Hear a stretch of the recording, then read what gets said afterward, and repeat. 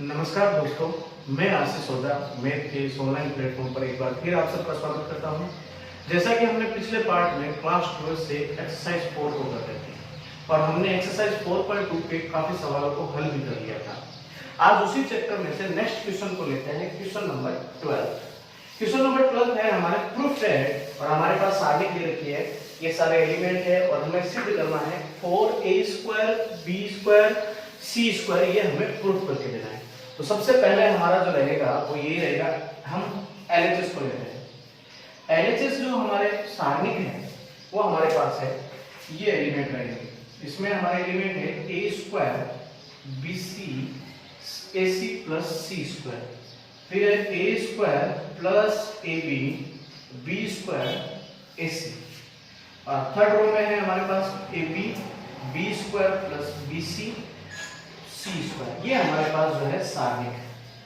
अब इस सारणिक को हम संक्रियाओं के माध्यम से ये प्रूफ करके देंगे। तो सबसे पहले जो यहाँ पे संक्रिया लगाते हैं हम C1 व C1 C2 व C3 से क्रमशः A, B व C को कॉमन ले सकते हैं। हम देखते हैं हमारे पास तीन पंक्तियां और तीन स्तंभ है, जैसा कि हमने काफी टाइम से पढ़ते आ रहे हैं। ये है हमारे पास R1, ये है हमारे पास R2 और ये है हमारे पास R3। ये हमारे पास जो है तीन पंक्तियां हैं और इसमें क्रमशः C1 C2 व C3 हमारे पास उपस्थित है। अब हमें कॉलम से C1 से हम देख सकते हैं कि यहां से तीनों में A कॉमन ले सकते हैं, C2 से B कॉमन ले सकते हैं और C3 से C कॉमन ले सकते हैं। तो अब हमारे पास जो बचे हुए एलिमेंट रहेंगे वो क्रमशः रहेंगे A प्लस B और ये बन जाएगा B। अब हमारे पास जो रहेगा इधर B कॉमन लेने पर C B B plus C, और थर्ड कॉलम में बचेंगे C कॉमन लेने पर A प्लस C कॉमन लेने पर A, तो यहाँ पर बनेगा C। ये हमारे पास कॉमन लेने पर सारणी बनेगी। अब यहाँ पर हम सेकंड संक्रियाओं को लगाते हैं, तो C1 को चेंज कर सकते हैं। C1 को हम चेंज करेंगे तो हम इस तरीके से चेंज कर सकते हैं, C1 plus C2 minus subtract कर देंगे C3 से। क्यों? क्योंकि अगर हम देखते हैं कि C1 में ये हमारे पास कॉलम है, ये बन गया C1, ये बन गया C2, तो ये बन जाएगा C3।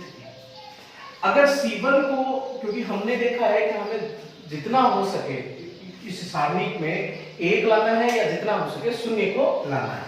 तो सबसे पहले हम देखते हैं C1 और C2 को ऐड करेंगे तो हमारे पास आएगा A प्लस C, और C3 में ऑलरेडी हमारे पास है A प्लस C, तो C3 को सबट्रैक्ट करेंगे तो हमारे पास बन जाएगा 0 बन जाएगा। तो C1 को इसी प्रकार चेंज करते हैं, तो पहले A plus B minus AC, तो ये बन जाएगा 0। इसी प्रकार A प्लस B, ये करते हैं A प्लस B, फिर C2 को ऐड किया प्लस B माइनस A, तो ये बन जाएगा B, A से कैंसिल आउट हो जाएगा तो हमारे पास मिलेगा 2B। ये हमारे पास नेक्स्ट जो एलिमेंट बनेगा वो बन जाएगा 2। इसी प्रकार C1 plus C2 minus C3, इसी से C कैंसिल आउट हो जाएगा तो ये बन जाएगा 2B। ये हमारे पास, और ABC जो हमने कॉमन लिया था वो यहाँ पे लिखा। फिर हमारे पास C2 और C3 जो है हम लिख देते हैं। हमारे पास C2 है C B B plus C, और C3 वाली जो हमारे पास एलिमेंट है A plus C A and C, ये हमारे पास एलिमेंट रहेंगे। तो हमने जो फर्स्ट संक्रियाओं को अप्लाई किया था, C1 को चेंज किया। अब हम इसमें से कौन सी संक्रियाओं को चेंज कर सकते हैं वो देखते हैं।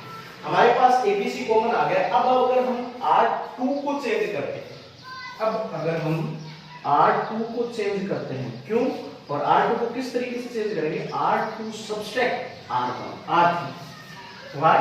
क्योंकि हम यहां से इसको सब्ट्रैक्ट करेंगे तो C माइनस B बन जाएगा, R2 को चेंज करेंगे और R3 में से कैंसिल आउट करेंगे। तो पहले जो एलिमेंट है हमारे पास A B C हमने कॉमन लिया था, और R1 के जो एलिमेंट है वो है 0 C A plus C।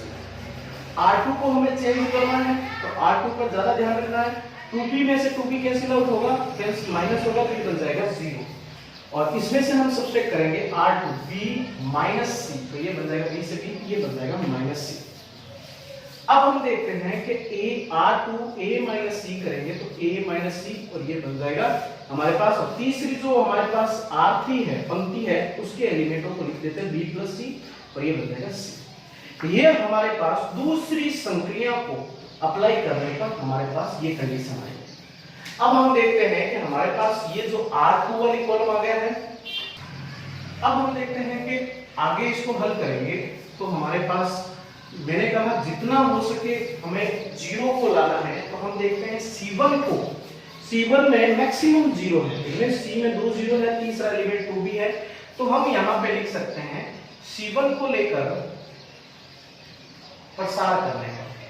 C1 को लेकर अगर हम खोलते हैं तो हमारे पास क्या कंडीशन बनती है।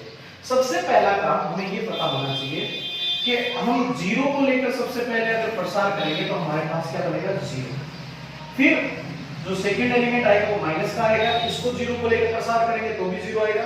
फिर प्लस ये हमारे पास आएगा 2b को लेकर प्रसार करेंगे तो इसकी उपसारणिक तैयार करेंगे, इसके पंक्ति और इसके स्तंभ को हमें छुपाना है। C3 को लेकर कर रहे हैं तो हमारे पास जो एलिमेंट है वो ये बचेंगे C A plus C minus C A minus C, ये हमारे पास कंडीशन बचेगी। तो यहाँ पर ये जीरो बन जाएगा प्लस 2b बनेगा और इसकी क्रॉस मल्टीप्लाई करेंगे तो हमारे पास आएगा C A minus c minus ये बन जाएगा A प्लस सी और ये बन जाएगा माइनस सी।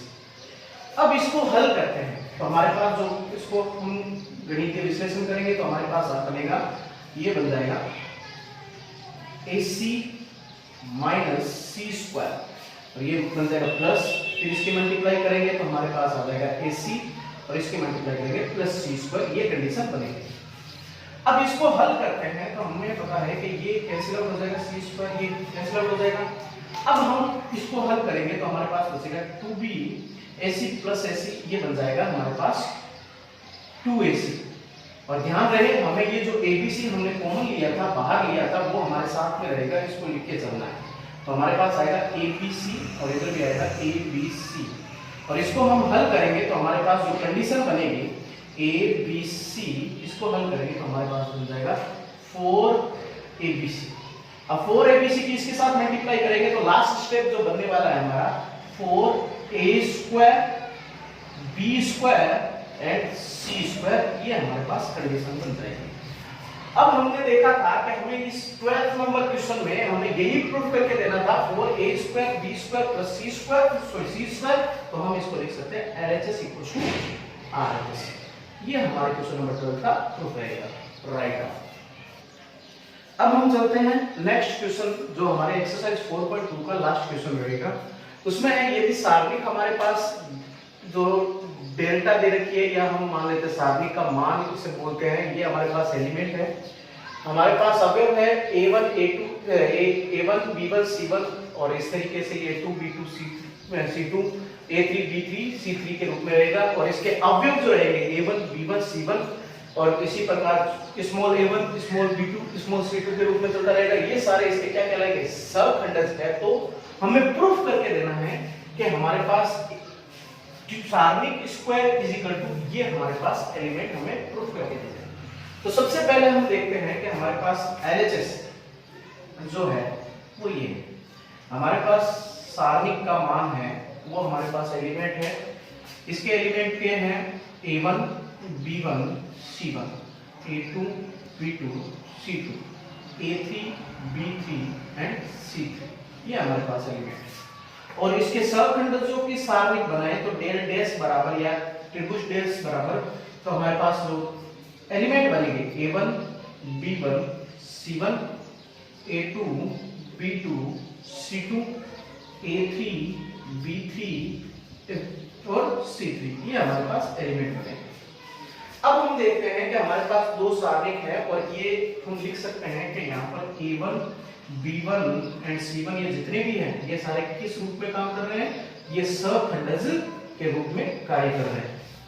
अब यहाँ पर हम डेल पे डेल डैश की अगर हम सारणिकों की आपस में मल्टीप्लाई करते हैं, गुणा करते हैं डेल एंड डेल डैश, तो हमारे पास इसके एलिमेंट हैं वो है A1 B1 C1 और फिर है A2 B2 C2 और तीसरी रो के हैं A3 B3 C3, और हमारे पास इस सारणी का त्रिभुज डेश का जो हमारे पास मान है वो सलखंड है A1 B1 C1 A2 B2 और ये हमारे पास है C2 A3 B3 और ये बन जाएगा C3। अब इन दोनों सारणी को की आपस में अगर हम गुणा करते हैं, मल्टीप्लाई करते हैं, सारणी को हल करते हैं तो हमारे पास एक विकर्ण मैट्रिक्स प्राप्त होने वाली है। और विकर्ण मैट्रिक्स किस तरीके की रहेगी, ये बन जाएगा A1 capital A1 plus small b1 capital B1 plus C1 capital C1। फिर हमारे पास ये एलिमेंट बनाएंगे 0 0, फिर हम देखते हैं ये 0, फिर हमारे पास जो सेकेंड जो बनेगी A1 A2 A2 B2 capital B2 C2 capital C2, ये बन जाएगा 0। फिर हम इसको हल करते हैं तो 0 0 ये बन जाएगा A3 capital A3 plus B3 capital B3 plus C3 capital C3, ये हमारे पास सारणी के रूप में काम करेगी। अब हम देखते हैं कि हमारे पास जो मान है वो हमारे पास जो मान है वो ये है डेल एंड डेल डैश का मान है।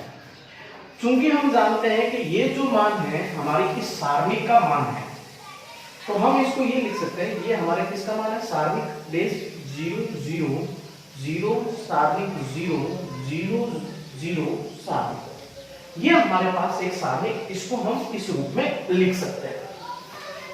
जो नेक्स्ट स्टेप रहेगा हमारा वो ये रहेगा कि हमारे पास जो है C1 C2 C3 एवं R1 R2 R3 में से हम सारणिक को कॉमन ले सकते हैं। तो यहाँ पर हम कॉमन लेते हैं तो हमारे पास जो कंडीशन बनेगी, यहाँ से कॉमन लेते हैं तो हमारे पास कॉमन आएंगे सारणिक Q। तो यहाँ पर बनेगा 1 0 0 0 0 0 1 0 0 0 1, ये हमारे पास एक विकर्ण मैट्रिक्स बनती है। और अब हम इसको हल करते हैं, सारणिक डेश इज इक्वल टू सारणिक क्यूब, यहाँ पर ये विकर्ण मैट्रिक्स, इस मैट्रिक्स का मान आएगा 1। इसको हल करेंगे, ये सारणिक से हमारा मान कैंसिल हो जाएगा तो सारणिक डेश इज इक्वल टू सारणिक स्क्वायर बनेगा। सारणिक स्क्वायर बराबर और सारणिक डेश का जो मान है वो हमारे पास गिवन है, ये हमारे पास जो है सेकंड नंबर में हमने चेंज किया था वो मान है। हम इसको लिख सकते हैं capital A1 B1 C1 A2 B2 C2 A3 B3 C3। तो हम देखते हैं कि हमारे पास सारणी का स्क्वायर हमें ये प्रूफ करके देना था, ये हमें सिद्ध करके देना था। तो हम इसको लिख सकते हैं LHS इक्वल्स टू RHS, ये हमारे क्वेश्चन नंबर 13 का प्रूफ रहेगा राइट। अब हम ये हमारी एक्सरसाइज जो 4.2 थी वो कंप्लीट हो चुकी है। अब हम नेक्स्ट पार्ट में नेक्स्ट चैप्टर को लेने वाले हैं, चैप्टर नंबर 5। तो इससे जुड़े किसी भी सवालों के लिए डाउट हो तो आप कमेंट के माध्यम से पूछ सकते हो।